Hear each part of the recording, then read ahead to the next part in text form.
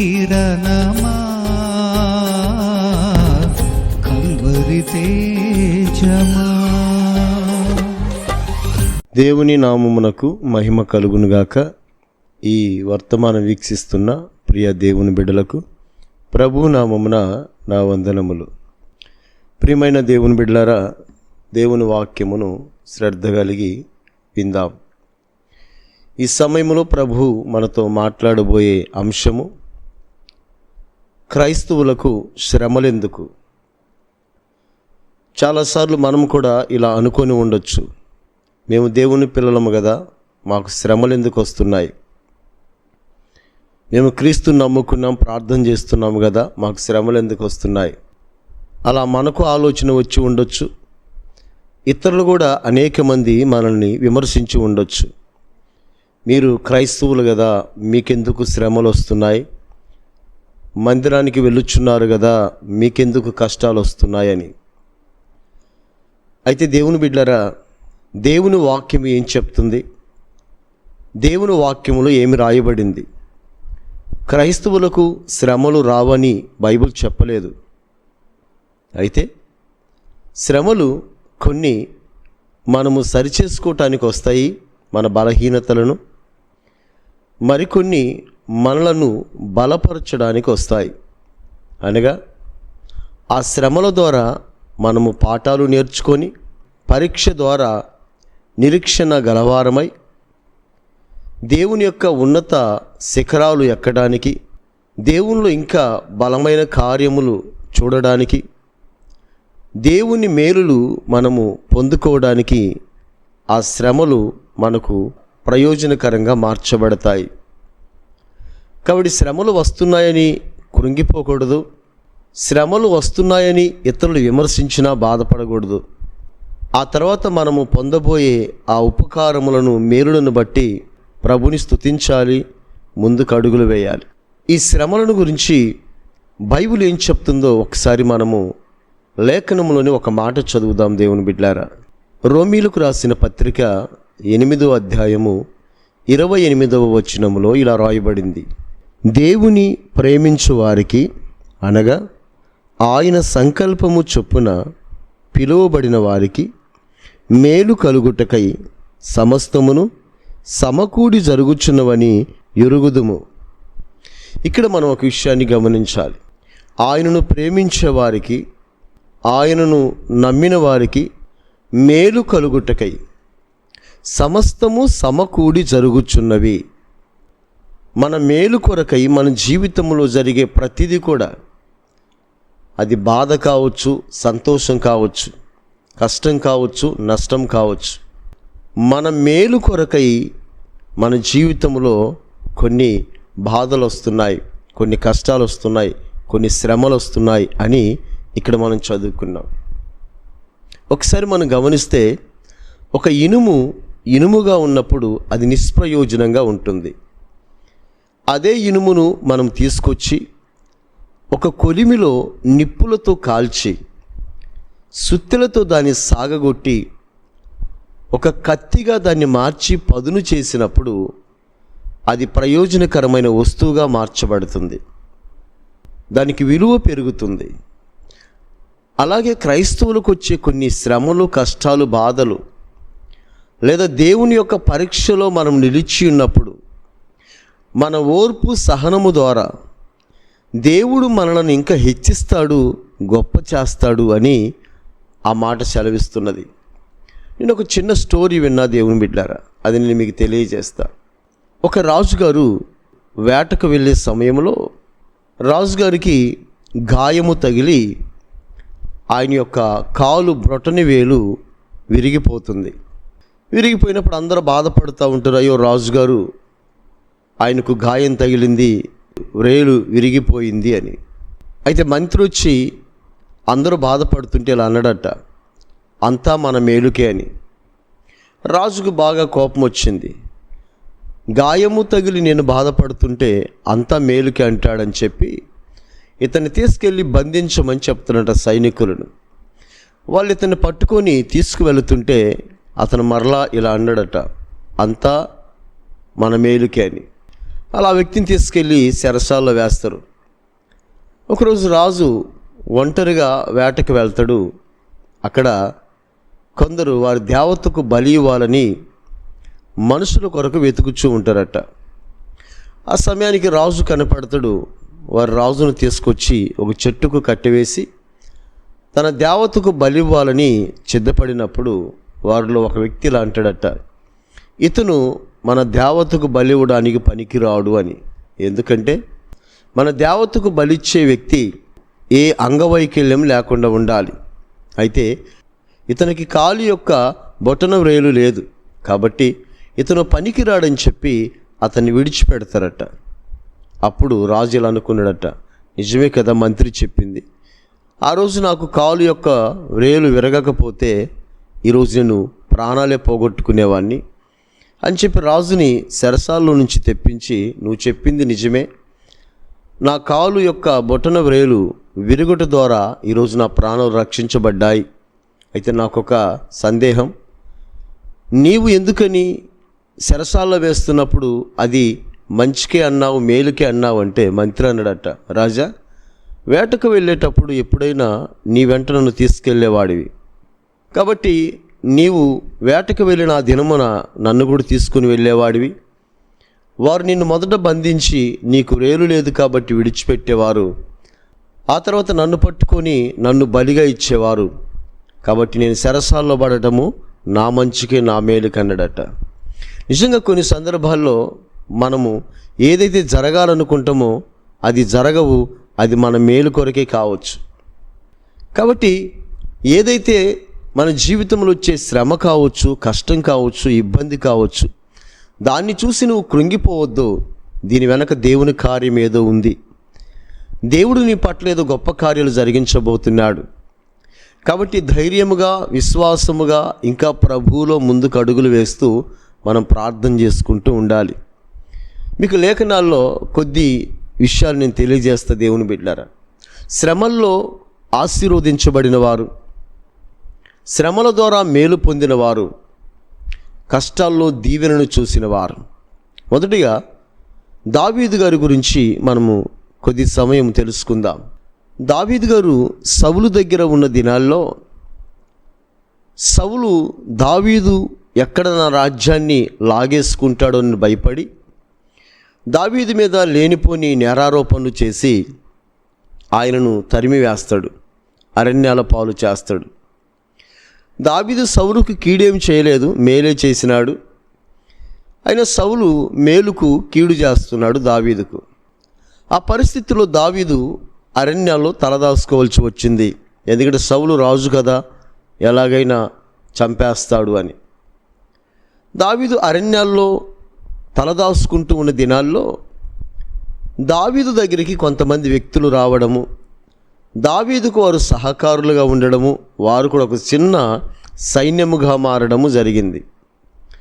ఒకానొక సందర్భంలో దావీదుతో ఉన్న ఆ సైన్యము ఆ ప్రాంతంలో లేనప్పుడు దావీదు యొక్క భార్యలను, బిడ్డలను, ఆయనతో ఉన్న వారి యొక్క భార్యలను, వారి పిల్లలను, వారి దగ్గరున్న ఆస్తిని, పశువులను, సమస్తమును శత్రువులు వచ్చి దోసుకొని వెళ్తారు. దావీదుతో ఉన్నవారు అందరూ వచ్చేసరికి ఎవరు కూడా అక్కడ ఉండరు. దావీదు యొక్క భార్యలు, బిడ్డలు, తనతో ఉన్నవారి యొక్క భార్యలు, బిడ్డలు, ఆ సంపద, పశువులు ఏవి కూడా వారితో ఉండవు. దావీదు చాలా బాధపడతాడు, కృంగిపోతాడు. ఎందుకంటే దావీదు సౌలు అనే రాజు తరుముచున్నాడని భయపడి ఎక్కడో అక్కడో తలదాచుకుంటుంటే ఆ బాధ కాకుండా ఇది మరొక పెద్ద బాధ అయిపోయింది. దావీదు ఎంతగానో ప్రేమించిన తన భార్యలు కావచ్చు, బిడ్డలు కావచ్చు, తనతో ఉన్నవారి యొక్క భార్యలు, బిడ్డలు కావచ్చు, వారి యావదాస్తి కూడా శత్రువులు వచ్చి దోసుకొని వెళ్ళిపోతారు. బహుశ్రమ, వేదనకరమైన బాధ. ఈ బాధ ఇలా ఉన్నప్పుడు దావీదుతో ఉన్నవారు ఎవరైతే ఉన్నారో, దావీదుకు సహకరించడానికి వచ్చినవారు, దావీదును ప్రేమించేవారు, వీరందరూ కూడా దావీదు గారి మీద తిరగబడతారు. ఎందుకంటే నిన్ను వెంబడించుట ద్వారా మాకు శ్రమలే ఎదురవుతున్నాయి, కష్టాలే ఎదురవుతున్నాయి. ఈరోజు మేము సమస్తమును కోల్పోయినాము, నిన్ను చంపేస్తాము, రాళ్లతో కొట్టి చంపేస్తామని దావీదు మీద తిరగబడతారు. ఇక్కడ దావీదు గారికి ఎన్ని బాధలో ఒకసారి ఆలోచించండి. ఒక పక్క నమ్మి ఎంతో మేలు చేస్తే రాజు దావీదును తరిమివేసినాడు. మరొక పక్క దావీదు యొక్క భార్యలు బిడ్డలు సమస్తాన్ని శత్రువులు దోసుకొని వెళ్ళినారు. మరొక పక్క తను నమ్మిన వారే, తనతో ఉన్నవారే, తనకు సహకారులుగా ఉన్నవారే దావీదును చంపుతామని రాళ్ళు తీసుకుంటున్నారు. కొన్ని సందర్భాల్లో, కొన్ని పరిస్థితుల్లో మన జీవితం ఇలాగే ఉంటుంది. ఎటు చూసినా ద్వారాలు మూయబడినట్లు, ఇక శ్రమలు తట్టుకోలేక ఈ జీవితాన్ని ముగిస్తే బాగుండు అనేటట్లు ఉంటుంది. మీరు గమనించాలి, సమస్యకు తప్పకుండా పరిష్కారం ఉంటుంది. మార్గాన్ని వెతుక్కోవాలి, దానికి ఓపిక కావాలి, ఓర్పు కావాలి. దావీదుకు దేవునిని బట్టి అవన్నీ తెలుసు. ఆయనకు ధైర్యం ఉంది, విశ్వాసం ఉంది, నా దేవుడు నాతో ఉన్నాడు, నన్ను విడిపిస్తాడు అని. కాబట్టి దావీదు ప్రజలందరితో చెప్పి, దయచేసి మీరు ఆగండి, నేను దేవుణ్ణి అడుగుతాను, దేవుడు మనకు మార్గం చూపిస్తాడు, దేవుణ్ణి బట్టి ధైర్యం తెచ్చుకుందాం.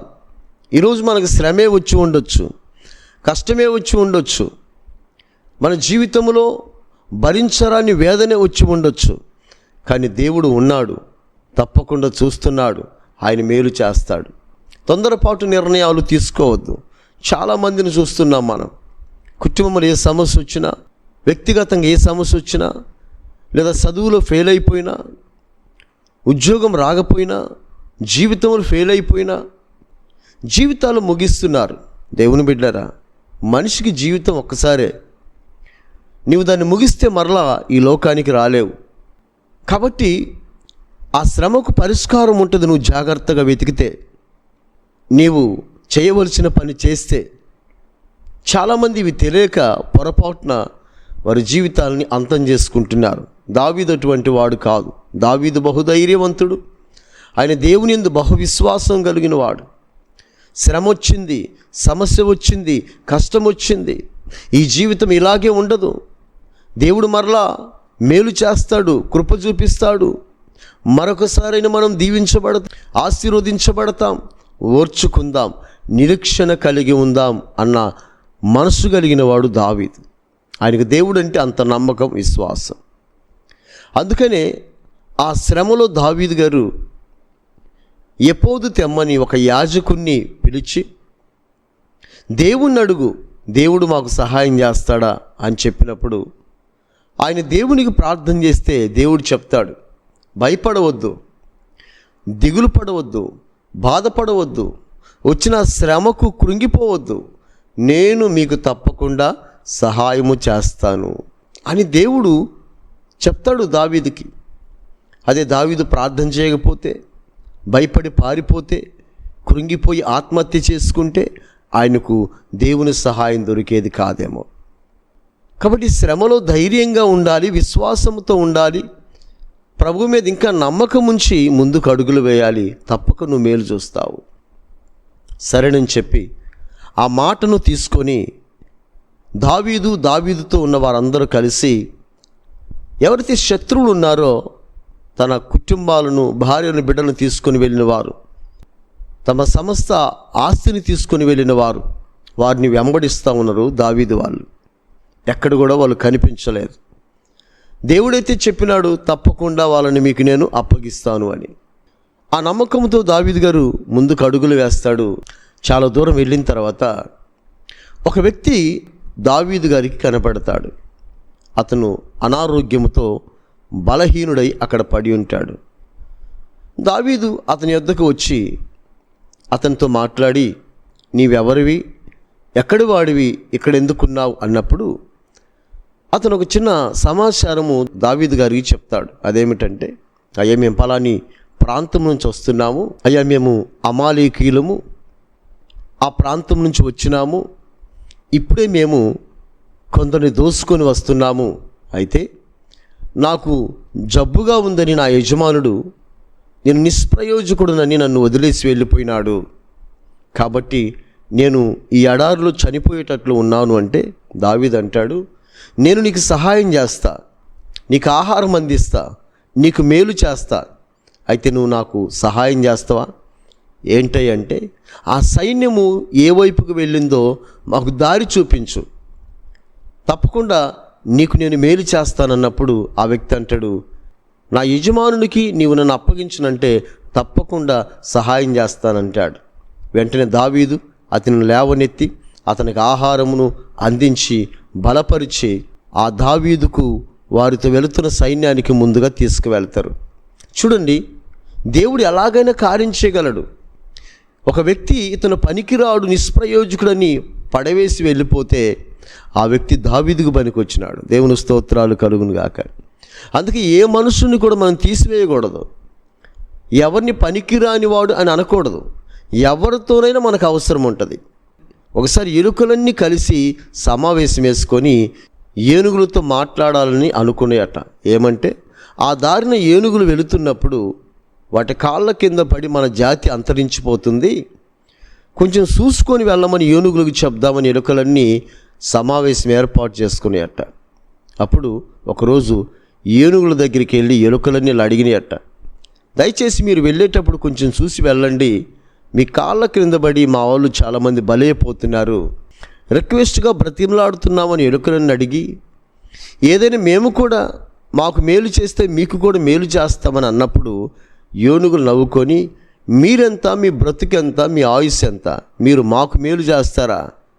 పోండి, మేము నడిచేదంతే, మిమ్మల్ని త్రొక్కేదంతే, మీ బ్రతుకులు ఎంత అన్నాయట. అప్పుడు ఎలుకలన్నీ బాధతో తల ఉంచుకొని ఇంటికి వచ్చేసినాయట. ఇది కథే కావచ్చు, ఇందులో మంచి సారాంశం ఉంది. ఒకరోజు వేటగాడు వచ్చి ఏనుగులకు వల వేసిండట, ఏనుగులు పట్టుకోవటానికి వల వేసి వెళ్ళిపోయిందట. ఆ వలలో ఏనుగులు చిక్కిపోయి అల్లాడిపోతున్నాయి. అక్కడే ఉన్న ఎలుకలన్నీ చూసి ఆ దగ్గరికి వెళ్ళి ఆ వల ఉంది కదా, ఆ వలని కొరగటం ప్రారంభించినాయట. కొద్ది సమయానికి వలంతా కొరికి పడేసినాయట. ఆ ఏనుగులు బయటకు వచ్చేసినాయి. అప్పుడు ఏనుగులు ఇలా అంటున్నాయట, నిజంగా మిమ్మల్ని మేము ఎంతో తీసి పడేసినాం, మీ వల్ల ఏది కాదనుకున్నాం, నిజంగా మీ ద్వారా కూడా మాకెంత ఉపకారము జరిగింది, ఈరోజు మేము బ్రతుకున్నామంటే కారణం మీ సహాయమే అని చెప్పి ఆ రోజు నుంచి ఏనుగులు ఎలుకలు స్నేహంగా ఉన్నాయట. ఎవరిని కూడా మనం తృణీకరించకూడదు, తీసివేయకూడదు. ఎవరైతే పనికిరాడు అని పడేసినారో ఆ వ్యక్తే దావీదు వాళ్ళకు దారి చూపించినాడు. ఇక దావీదు సైన్యము వెళ్ళింది, వారిని కలుసుకొని యుద్ధము చేసి దేవుని సహాయము ద్వారా జయించి విజయంతో తిరిగి వస్తారు. ఇక్కడ విషయం ఏంటంటే, ఒక శ్రమ వచ్చింది దావీదుకు, దావీదుతో ఉన్నవారికి ఒక కష్టం వచ్చింది. కష్టములో కృంగిపోకుండా ధైర్యంగా నిలబడ్డారు, ప్రభువుకి ప్రార్థన చేసినారు, దేవుని సహాయం కోరుకున్నారు, దేవుడు వారికి సహాయం చేసినాడు. సహాయము చేయటమే కాదు, అప్పటికి వారు కొన్ని ఇబ్బందుల్లో స్తోమత లేని స్థితిలో ఉన్నారు. దేవుడు ఎంత గొప్ప కార్యం చేసినాడంటే, దేవుని బిడ్డారా, ఏదైతే వారు పోగొట్టుకున్నామని బాధపడ్డారో అదే కాకుండా, ఆ ఆస్తే కాకుండా దేవుడు రెట్టింపు ఆస్తిని వాళ్ళకిస్తాడు. శ్రమలో ఒక మేలు చూస్తారు దావీదు యొక్క సైన్యము. ఏదీ లేదు, అన్నీ కోల్పోయినాం అనుకున్న వారు ఇంకా గొప్పగా గొప్పగా గొప్పగా ఆస్తిని కూడా కొని తెచ్చుకుంటారు. ఒక్కసారి ఆ మాట మనం చదువుదాం దేవుని బిడ్డల లేఖనాల్లో. 1 సమూయేలు గ్రంథము 30వ అధ్యాయము 20వ వచనములో రాయబడిన మాటను చదువుకుందాం. మరియు దావీదు అమాలేకీల గొర్రెలన్నిటినీ గొడ్లన్నిటినీ పట్టుకొనెను, ఇవి దావీదునకు దోపుడు సొమ్మని జనులు మిగిలిన తమ సొంత పశువులకు ముందుగా వీటిని తోలిరి. వారి పశువులు, వారి మందలు అన్ని శత్రువులు తీసుకొని వెళ్ళిపోయినారు. ఇప్పుడు ఎప్పుడైతే దేవుని కొరకు ప్రార్థన చేసి దేవుని మీద ఆనుకున్నారో, దేవుడు చేసిన కార్యం ఏంటంటే, వారి యొక్క పశువుల మందలను వారు తీసుకొచ్చుకోవడమే కాదు కానీ ఇంకా ఎక్కువగా ఎక్కువగా ఎక్కువగా వారు తీసుకొచ్చుకున్నారు. ఇంకా ఎక్కువగా మేలు జరిగింది వాళ్ళకి. ఆ శ్రమలో వారు ఏది కోల్పోలేదు, ఏది నష్టపోలేదు కాదు కదా, ఇంకా ఇంకా ఇంకా గొప్ప గొప్ప మేలు పొందుకొని తిరిగి వచ్చినారు. ఆ శ్రమ రాకపోతే ఆ పశువులు, ఆ మందలు వాళ్ళకు దొరికేవి కాదేమో. అప్పుడు రాజుల కాలం అలాగే ఉండేది. కాబట్టి ఆ శ్రమలో, ఆ బాధలో, ఆ కష్టాల్లో వీరు ఇంకా మేలు పొందినారని చెప్పక తప్పదు.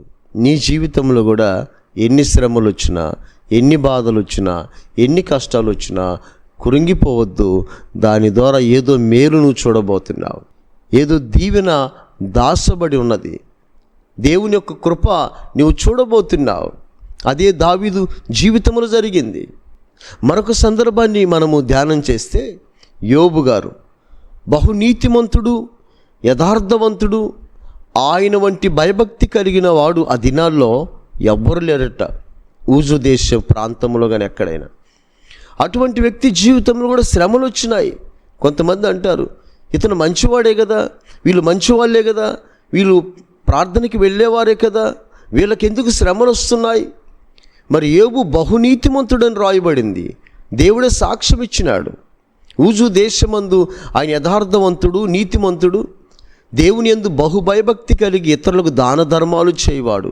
మరి ఆయనకి ఎందుకు వచ్చినాయి శ్రమలు? పరీక్ష నిమిత్తము, విశ్వాసమును చూడటం కొరకు.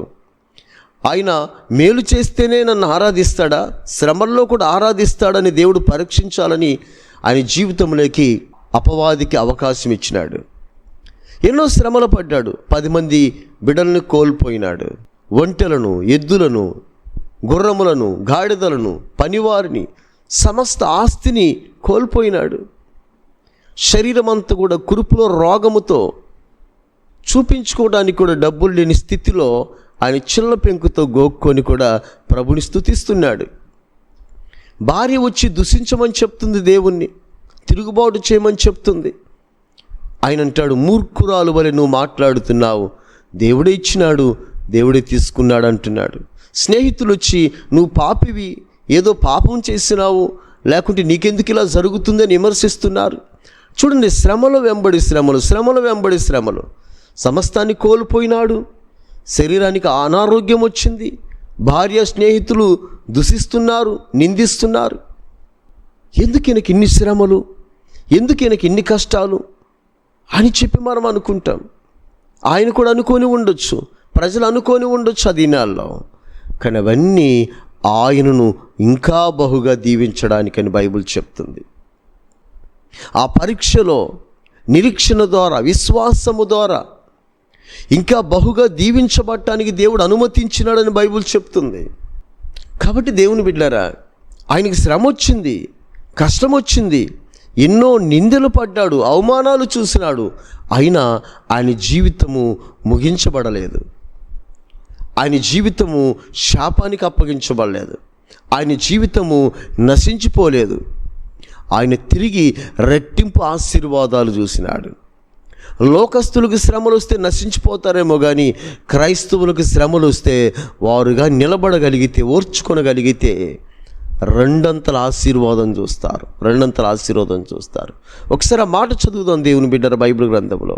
యోబు గ్రంథం 42 అధ్యాయము 10వ వచనములో ఇలా రాయబడింది, మరియు యోబు తన స్నేహితుల నిమిత్తము ప్రార్థన చేసినప్పుడు యెహోవా అతని క్షేమస్థితిని మరలా అతనికి దయచేసును, మరియు యోబునకు పూర్వము కలిగిన దానికంటే 2 అంతలు అధికముగా యెహోవా అతనికి దయచేసెను. దేవుని స్తోత్రాలు. ఆ శ్రమ ద్వారా, ఆ నిందల ద్వారా, ఆ కష్టముల ద్వారా ఆయన కోల్పోయింది ఏదైతే ఉందో ఆ తర్వాత తిరిగి 2 అంతలుగా పొందుకున్నాడట. Blessing, double blessing. ఎన్ని కోల్పోయినాడో అన్నిటికీ 2 అంతలు పొందుకున్నాడట. ఆస్తి కావచ్చు, బిడల విషయంలో కావచ్చు, ఆరోగ్య విషయంలో కావచ్చు, పేరు ప్రఖ్యాతల విషయంలో కావచ్చు. ఆయన నష్టపోలా, ఆ శ్రమలో నశించిపోలా. చాలామంది ఇలా అనుకుంటున్నారు, శ్రమలు వచ్చినాయి, బాధలు వచ్చినాయి, నిందలు వచ్చినాయి, ఇంకా మా జీవితం ఇంతే అయిపోయింది. భయపడొద్దు, బాధపడొద్దు. దేవుడు ఏదో మేలు చేయాలనుకుంటున్నాడు. అందుకని ఆ శ్రమలు నీ జీవితంలోకి వచ్చినాయేమో, దేవుడు వాటికి అనుమతి ఇచ్చినాడేమో. యోబు జీవితంలోకి శ్రమలు రాకపోతే ఆ ఒక్క దీవెనతోనే ఉండేవాడు, 2 అంతల ఆశీర్వాదం వచ్చేది కాదేమో. నా దేవుని బిడ్డారా, 2 అంతలుగా ఆశీర్వదించబడ్డాడు. ఆ తర్వాత ఆయన గొప్ప విశ్వాసిగా, ఎంతో నమ్మకస్తుడిగా, దేవుని కొరకు రోషం కలిగి నిలబడిన ఒక గొప్ప యథార్థమైన విశ్వాసిగా ఆయన నిలబడ్డాడు. కాబట్టి ఆయన శ్రమల వెనక ఆశీర్వాదం ఉంది, రెండంతల ఆశీర్వాదం ఉంది. అందుకే దేవుని బిడ్డరా, మనం కూడా ధైర్యముతో విశ్వాసముతో ప్రతి సమస్యను జయించుకుంటూ ముందుకు వెళ్ళాలి. యోసేపు ఉన్నాడు. యోసేపుకి ఎన్ని శ్రమలు! సొంత అన్నలే గోతిలో పడేస్తారు. అదే అన్నలు ఊరక పడేస్తే ప్రయోజనం ఏముందని చెప్పి 20 ఎండి నాణ్యాలకు అమ్మేసుకుంటారు. ఆ కొన్నవారు ఐగుప్తు దేశంలో రాజు దగ్గర ఉద్యోగం చేసే పొతీఫర్ అనే వ్యక్తికి అమ్మేస్తారు. ఆ వ్యక్తి ఇంట్లో బానిసగా ఉన్నాడు యోసేపు. బానిసగా ఎంత శ్రమో చూడండి. తండ్రి దగ్గర నుంచి అన్నలకు ఆహారం ఇవ్వడానికి వస్తే అన్నలు ఈ పని చేసినారు. బానిసగా పనిచేస్తున్నాడు. ఎప్పుడు సుఖంగా సంతోషంగా బ్రతికిన వాడు ఒక ఇంట్లో బానిస అయిపోయినాడు. అయినప్పటికీ నీతిగా యథార్థంగా బ్రతుకుతున్నాడు శ్రమల్లో కూడా. పొతీఫరు భార్య ఆయన్ని పతనం చేయాలని చూసి ఆయన మీద అపవిత్రమైన దృష్టి నిలిపింది. దానికి ఆయన ఒప్పుకోలేదు. ఆయన యొక్క యథార్థతను బట్టి, నీతిని బట్టి ఒప్పుకోనందుకు ఆయన మీద ఆమె అబద్ధ సాక్ష్యములు చెప్పి చెరసాల్లో వేయించింది. శ్రమల వెంబడి శ్రమలు. ఆ చెరసాల్లో ఆయన ఒక ఖైదీగా ఆయన ఉన్నాడు. ఇవన్నీ శ్రమలు కదా, కష్టాలు కదా, బాధలు కదా. చిన్నప్పటి నుంచి ఏ కల్ముషం పాపం లేకుండా పెరిగినవాడు యోసేపు. మరి ఈయనకే శ్రమలు ఎందుకు? అన్నలకు లేవు శ్రమలు, తప్పు చేసిన వారికి లేవు శ్రమలు. యోసేపుకి ఎన్ని శ్రమలో చూడండి. అయితే దేవుడు అక్కడి నుంచి యోసేపుని లేవనెత్తినాడు. ఈ శ్రమలన్నీ కూడా ఒక మెట్లుగా పైకెక్కి వెళ్ళిపోయినాడు ఆయన. రాజుకు యోసేపు గురించి ఒక సమాచారం అందింది. ఎందుకంటే రాజుకు కల వచ్చిందట.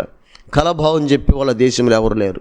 యోసేపు వస్తాడు, రాజుకు వచ్చిన కళ భావము చెప్తాడు. అదేంటంటే 7 సంవత్సరాలు ఐగుప్తు దేశంలో పంట బహుగా పండుతుంది అని, 7 సంవత్సరాలు అసలు ఏమీ పండదు అని. దానికి పరిష్కారం కూడా యోసేపు చెప్తాడు. ఈ 7 సంవత్సరాల పంట జాగ్రత్తగా దాచుకుంటే ఐగుప్తు దేశం కరువు నుంచి తప్పించుకోవచ్చు అని. దీనికి ఒక మంచి జ్ఞానవంతుడు కావాలి, సమర్థవంతుడు కావాలన్నప్పుడు ఫరో రాజు ఒక మాట చెప్తున్నాడు, దానికి సరైన వాడవు నీవే అని.